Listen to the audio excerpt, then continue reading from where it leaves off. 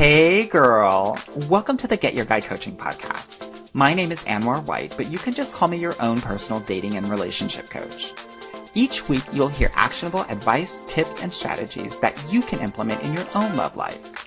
I'm talking about healing your heart, dating effectively, and understanding men so that you can, you guessed it, get your guy.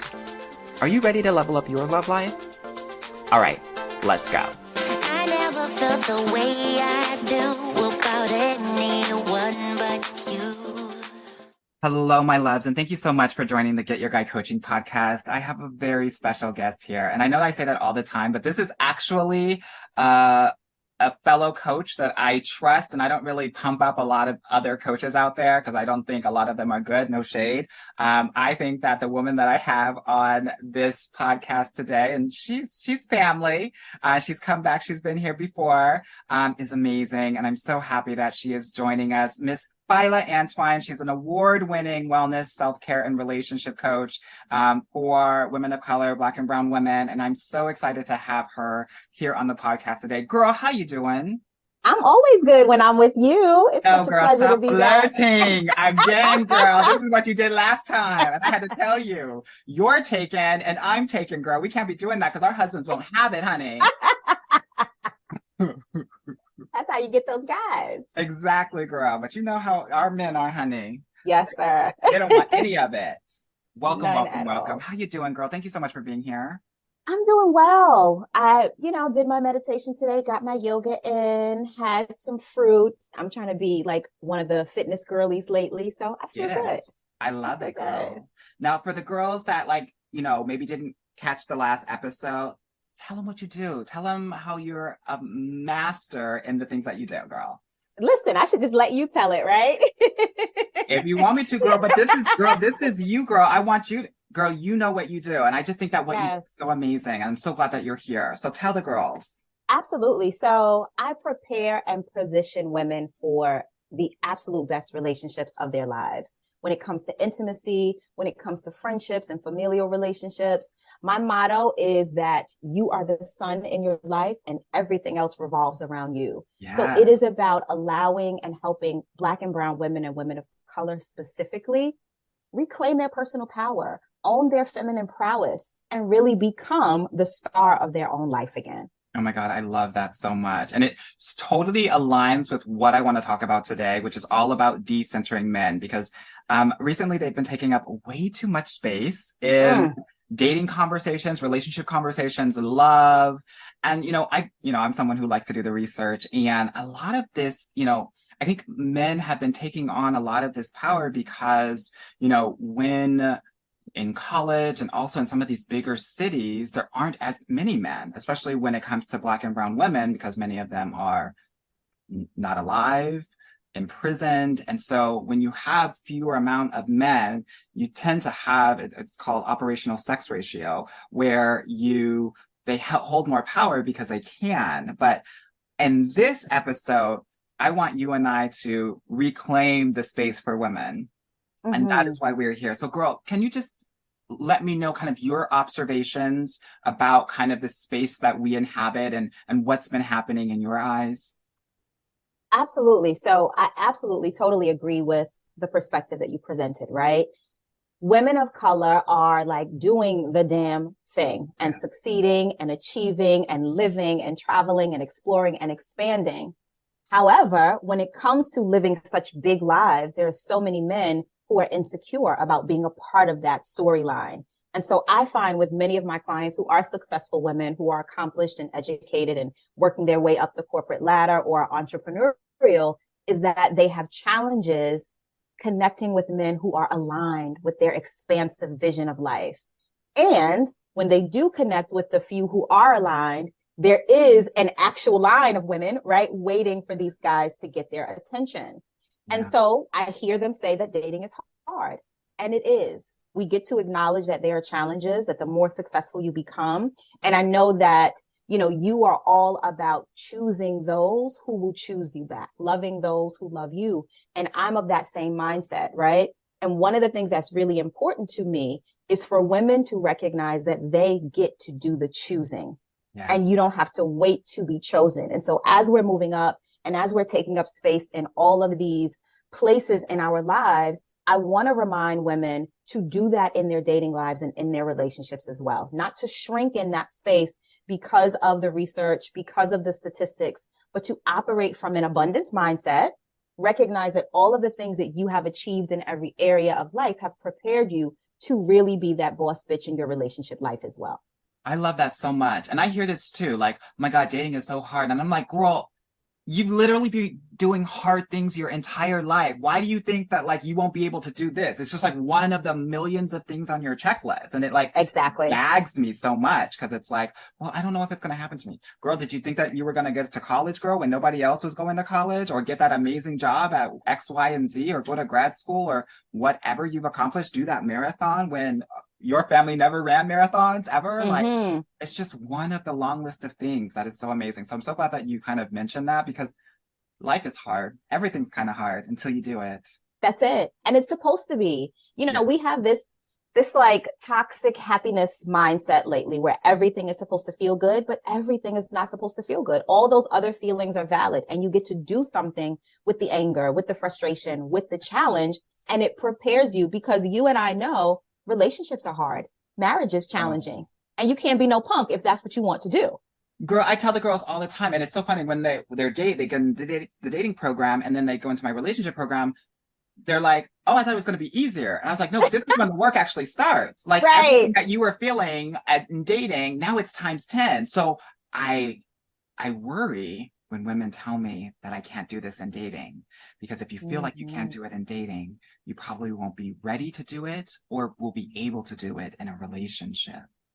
Yeah. Absolutely. Absolutely. Yeah. And if you can't achieve your way through it, right, in the way that they're used to doing in the other areas of life, I really have to show up here, see myself, hold myself accountable in a new way. They're never going to be able to get over that dating threshold into being in an actual healthy, sustaining relationship. Yeah.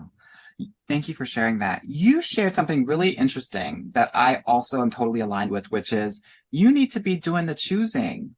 You are the chooser. We don't need to be waiting to be chosen. And so many women are doing that. Why do you think that they're doing that? And how can we kind of step outside of this mentality? You know, we live in a society where men have always been dominant figures. And so we've been taught that our roles as women is to be pleasing and appealing to men. You either were not taught how to date at all, or only how to date from that particular perspective. How can I be attractive to the man? How do I make the boys like me? What should I do to get his attention? Right. And so we have women in these polar opposite spaces. Either I have no idea what to do here, and that's really common when it comes to Black women and women of color, right? We get one-sided negative messages about dating, which is like, you know, don't be fresh, and don't show off too much, and don't give it up, and don't get pregnant, and like all of these negative one-sided ideologies. And then on the other hand, we're trying to figure out how to navigate in the dating space from the perspective of, I want him to like me and choose me. So we become competitive with other women, right? We become super catty, and we're never actually positioning from that place of power, from that place of centering self. It is absolutely necessary to live a self-centered life 100%. If you want to be a woman who gets what she wants. And so many women, I think, struggle with being in one of those two places of just not having any idea, or coming from that perspective of just pleasing men, appeasing men, and being the one to be chosen. And I just think, especially like when we're growing up in our households, like everything was about dad, right? If dad was there. Yeah. Because if you look at the statistics in the 90s, for Black households, 2/3 of the households were single mother households, right? And so it's this mindset of, if he's there, I have to cater to everything that he does because that's what mom does. Or if he's not there, I hold this idealized version, and I'm always chasing his love because he was never there, either physically or emotionally. So I also think that there's these other aspects that maybe we're not talking about a lot that like makes us want to like just be chosen by male energy, masculine energy. Yeah, that's so I don't think it's going to serve us in 2023. Or 24 or any other year. Beyond, honey. Right. The great beyond. So I think true. this is so important what you're bringing up, because it's what leads to the romanticizing nature that so many women have in their relationships, because they didn't see an actual functioning dynamic in their own households, right? Mm-hmm. So like you said, either dad is physically not there, or he's physically there but not emotionally present, and mom is doing all the things to make it work, make him happy and satisfy him. And so young women developed this romanticized idea of the man that they want to be with because they never had a real model of what it should look like. Yeah. And then we're in the dating space, having folks sit right in front of us, not being able to connect with them because we're living in that idealized version of what we want to happen in our own heads. And I'm sure you see that with some of your clients. Oh my God, girl. I have to remind them, girl, this is not Disney. Right. Girl, this is not Hallmark. Yes. This is not a rom-com, girl. This is real life. Absolutely. And it's sad because, and you and I see this all the time because we're in the work, but like 95% of the people that you get with, it's not going to look the way that you wanted it to look, right? Not at all. You're not going to run into him at that coffee shop and all your Excel paperwork's going to fly and he's going to pick it up, honey. You guys going to meet eyes and then it's happily ever after, girl. Right. I always remind clients, when you brought up the Disney thing, it's so funny because I remind them, you remember the Black princess, right? Her prince was broke. She still had to work. They tried to take her restaurant from her. Let's think about Tiana when we are thinking about Disney and romanticizing and princesses. There was still some work that had to be done in there, some struggle and some challenge. So your story is going to be more close to that one of Tiana than it is going to be to Cinderella or Snow White or the other princesses. Girl, I mean, all of those stories are a hot ass mess. A hot ass mess. Yes. And the reason I think that they're a hot ass mess is because obviously they're centered for little girls, but it brings women into a princess mindset. Mm-hmm. And when you are in a princess mindset, you are only going to be focusing on the prince and not the king. Yes. And when you just think about all of these different stories, all of these princes, they always messed up. They always messed it up, girl. Each and every way, kind, how, girl. And here's the thing. It subconsciously makes you think that it's okay when they do these things, right? Mm-hmm. That oh, they're making these major mistakes, but it's part of the love story. This is what's going to make it more romantic. When in reality, no, girl, in 2023, we're cutting them off. Absolutely. Absolutely. And it creates this imbalanced dynamic between other women as well, right? Because the women are usually the ones who are victimizing them in these stories. And so we don't know how to relate to other women. So we're not having genuine conversations. We're not sharing experiences. And you're just sitting and waiting for the prince to find you and to choose you and thinking that this is going to make everything so much better. When all of the trauma from the evil stepmother is going right along with you to that room in the castle. Girl. Yes, ma'am. All of it, right? Mm-hmm. So interesting. Here's what I know, and I want to hear from you too, because my intention in the work that I do is to help women kind of get out of that princess mindset. And the way that I think about that is becoming your own hero, right? Mm-hmm. That ultimately we don't need some guy to save us. Mm-hmm. Right. And I think so many women are thinking about love and dating in that way. Oh my God, if I could just find a man, then I won't have to work and all my problems are going to be solved. Research says that you won't be statistically significantly happier in a relationship than you are if you are single. Now, you will be a bit happier, but happy people get married. Happy people get in relationships, successful and healthy ones. So you've got to be able to be healthy and happy before that. But I think so many of us are waiting for a hero without really finding the hero within ourselves. And I'd love to hear kind of your thoughts around, how we can kind of get out of this princess mindset that so many of us are kind of dealing with. Yes. So I love that question, Anwar, and just the concept of, that princess mentality and princess energy versus the queen energy and mentality and what that means for us. And really the stories that we're told as young folks, the stories that we're told as young women, the stories that we're told as young people of color are meant to disempower us, right? They're built to lift up the power structure. And when we think about men and we think about the dynamic and the role that men play within our society, The stories that women are told growing up are to position you to feel disempowered, like you're not able to run your own life, like you aren't able to accomplish things and have a healthy relationship, right? We're told that we have to choose. Either you're going to be a strong, independent woman, or you're going to be a docile, submissive woman over here. Yeah. And you can do both. You can mix and match the energies. You can show up how you want. And you have to do both. And you have to do both. Exactly. You have to do both if you're going to live life in a healthy way, right? From a mental and emotional standpoint.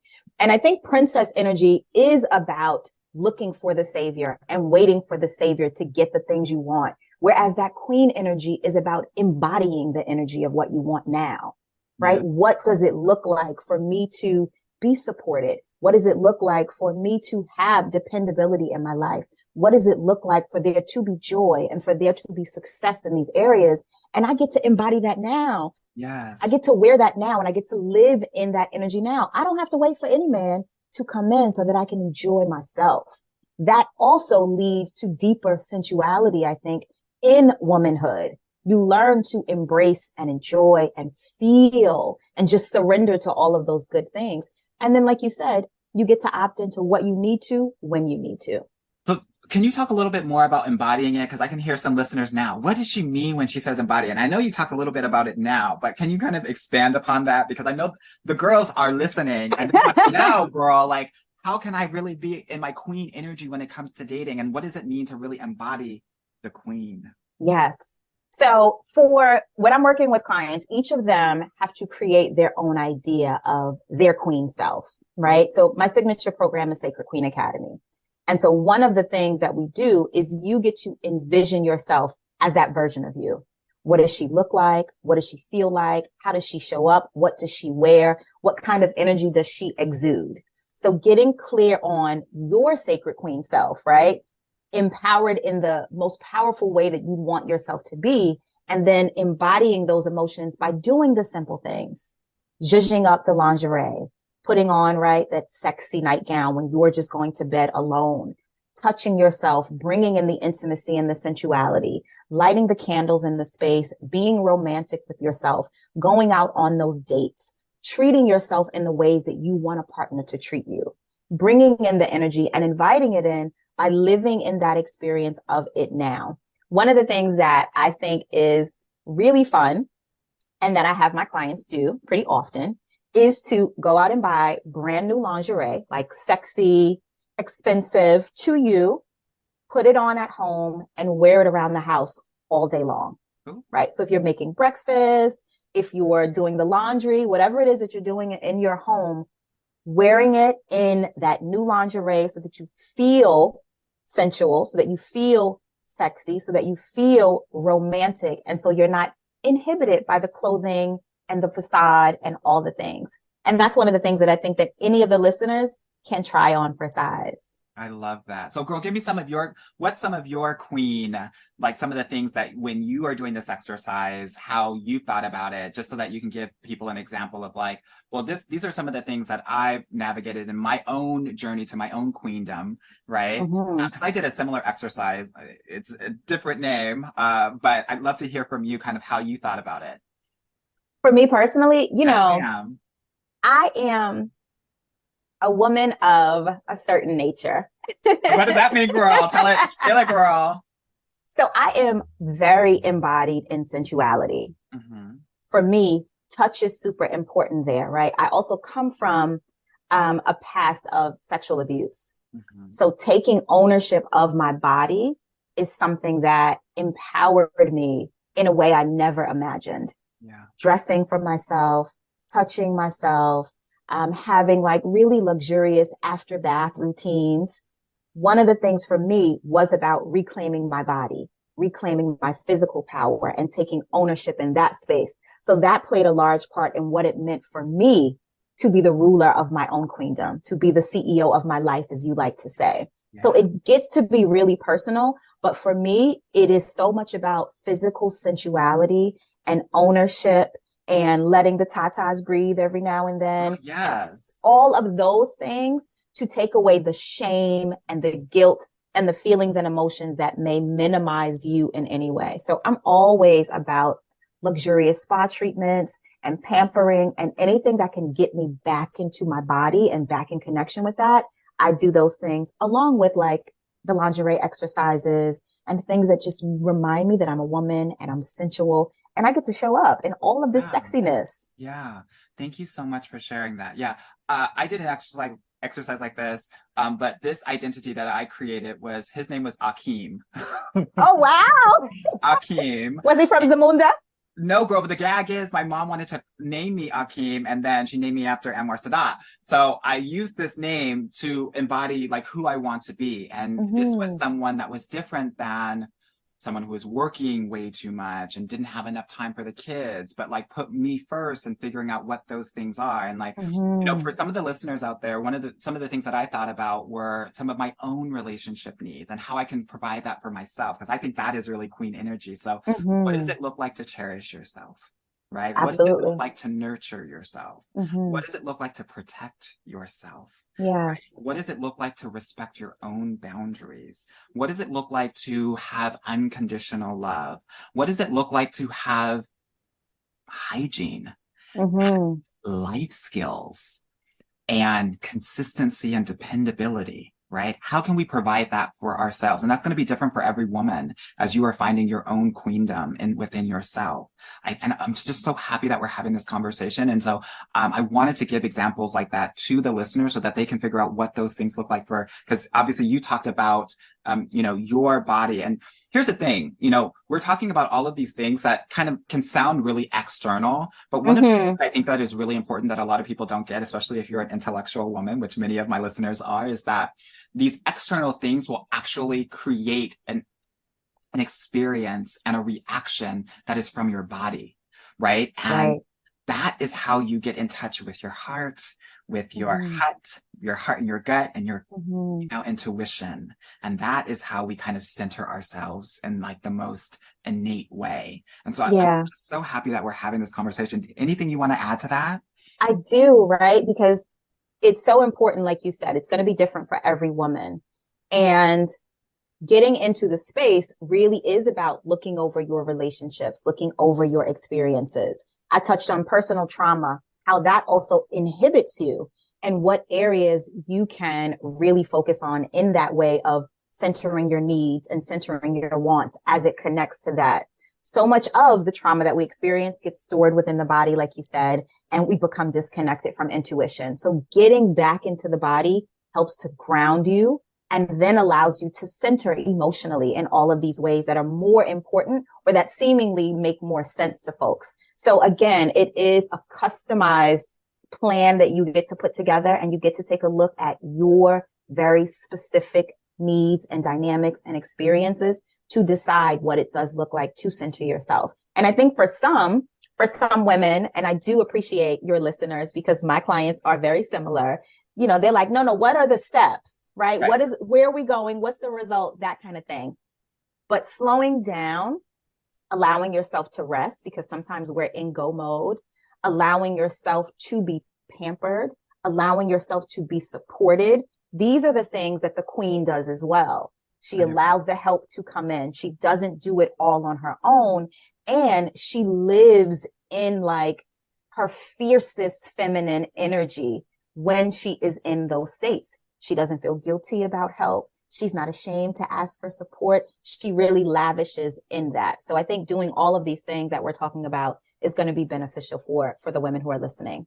I love this so much. Yes, I love this queen energy because the queen, she doesn't have to do anything. No, she doesn't. She tells the knights to do what she needs them to do. She tells the king to, hey, this is what I want. This is what I need. And he makes it happen. Right? And I think that people think that queen energy feels like weaker. And it's actually the strongest energy that you can have. And because who's whispering to the king at bedtime? Honey, this is what I want. This is what I need. That's it. And everyone else's job is just to do it for them. And here's the thing, because some of the girls are like, well, what if they don't? If they don't, then we find other people who do. That's it. We don't worry. We don't stress. We don't chase. No problem. Thanks so much anyway. And I go on to the next guy. And that's it. One of the things that I have conversations with where I find clients have resistance is around energy manipulation, as I call it, right? And I think we have trouble with the word manipulation. And so often I'll hear women who say, well, I don't know if I feel comfortable with that. But that is what a queen does. She manipulates the energy in the space to get what it is that she wants, not from a selfish or solely self-serving way, but from a self-centering way. This is what's going to benefit me. This is what I need, and this is what I desire. So she shows up in the space already ready to receive that. And then everyone moves around her to make that happen. I love that so much. Now, some people might have an issue with that language, but I don't really care, because this is what's really important, right? Because I think a lot of women don't understand the inherent power that they have. And, you know, the power of the punani, girl, like all of it, right? Like, I want to keep it real. Yeah. Let's keep it 100% real. Now, women are smarter. They're more educated. For the Black community, single Black women are making more than single Black men. And what I think is really important to understand is many of these women are dimming themselves to try to connect with people that might not be where they are. And queens don't do that. No, they don't. They expand their queendom. Yeah. They don't allow themselves to be taken over, right? And in so many ways. Can you speak a little bit to how, even in dating, right? Like, you just go through all of these guys and like, there's so many people that are just like not, quote unquote, on the level. No, not at all. I think it's all about exploration and expansion. You get to try it on, and you get to remember in the process that you're the one who is the present, right? You're the one who is the prize, all of the prize talk, and going into it with that mentality. So I'm only here to see if you're worthy of possessing me. I'm only here to see if you're worthy of having access to me. I'm only here to give you permission or to deny your permission. And that takes so much of the pressure off, as opposed to thinking that you have to come in and entertain and prove your value or your worth in some way. If women understood, like you said, the value of the punani, right? Girl. My goodness. Girl, if I had the power of the punani, you know where I would be, girl? Queen of England, girl. I always tell my husband, I say, you're really lucky that I use my powers for good and not evil. And this is why we're here, and it works, and all those things. But recognizing really that you are sitting on the power, that you hold the power, and allowing that to guide you in the dating process, knowing that you get to choose, you get to give and deny access, you get to off with his head whenever he doesn't fit, and move on, because there's always another behind you. Yes. One of my clients, I've been working with her for a couple of months, and she was like, Anwar, I finally got it. And I was like, okay, girl, well, tell me what it is then, if you got it so much. And she was like, so, remember that music video by Michael Jackson, Remember the Time? And Iman is on her throne, and all of these men are there to entertain her, and most of them don't. And she gives them the chop, honey. This is queen energy, and this is how we need to be embodying what it means to be in our queen energy in dating, right? Men are the jesters, they are the magicians, they are the entertainment. And when we start to approach it in that way, we can allow ourselves to actually have fun. Absolutely. Absolutely. Absolutely. I loved dating when I was much younger, just for the fun of the experience of it, right? Just to explore the different options, and to also be in a position where I think women generally don't get to be in other areas of their life. So this is where you get to show up big. This is where you get to be Iman. And if we've seen the video, we recognize that when she moves, everything moves with her, right? When she's not entertained and it doesn't fit for her, she throws it to the wolves or the lions or whomever, with no remorse, with no guilt. And she follows what fuels her. She centered herself, her needs, and then the king went above and beyond to be better than the other guy, right? Michael. And this is what we want. You want these men to be out here competing for you, because that is their nature. That is it. Let him do what he's supposed to do, to hunt and to gather and to come back to you and say, this is what I have. And you get to choose. is such a powerful position to take, and women get to do it and not feel guilty about it. Yeah, I love that so much. Is there anything else we want to talk about before we go, girl? I feel like we really rocked these topics out, and I'm hoping that the ladies are getting something from this great, really rich combo. I hope so too. I hope so too. My intention in doing this work, and we have all the fun and we get a little messy sometimes because, that's what it is. But my real, truest, and deepest intention is for women to reclaim that personal power, to move in the world from a self-centered position to become self-actualized and to no longer move with self-doubt, move with insecurity or these feelings of inadequacy. Because baby, when you realize who you are, everything shifts and everything moves around you. So I just want women to date with more fun, to have more pleasure in their lives, to allow themselves to enjoy and to explore. Date them all. Explore it all. Girl, yes, exactly. Now, for the people who want to get in contact with you, girl, to learn more about the beautiful work that you do, girl, give them the deets, girl. You can find me on all social platforms at She Is Fila, on TikTok at She Is Fila, YouTube and Instagram at She Is Fila as well. Or you can come on over to my website at filaantwine.com. Anwar, it is always a pleasure. Girl, thank you so much for being here. And I just want to let the ladies know, honey, I wholly recommend Coach Fila for the work that you want to do in your love life and also in your general life, right? If it ain't me, I'm saying it got to be her. Same. The amount of women where I'm like, okay, you're ready for Anwar now. We've done the dirty stuff. Now go ahead and get your guy. I'm always sending the girlies over to you. This is so funny. You know what it is? If I'm like, I'm always like in my email, I'll be like, you need to reach out to Coach Fila. Here's her information. I think that this is going to be a good fit. Please chat with her. Same. I love the work that you're doing. Please keep on doing it.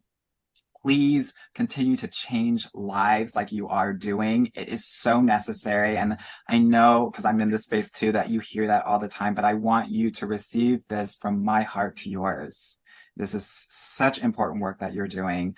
And, I can only coach from my perspective, but as a Black woman yourself, you know exactly how to work with these women. And so it brings a smile to my face seeing the work that you're doing, because I know that you'll be able to reach them in such a different and more intimate way. And so I acknowledge that and I honor that and I appreciate that so much. Oh, I love it.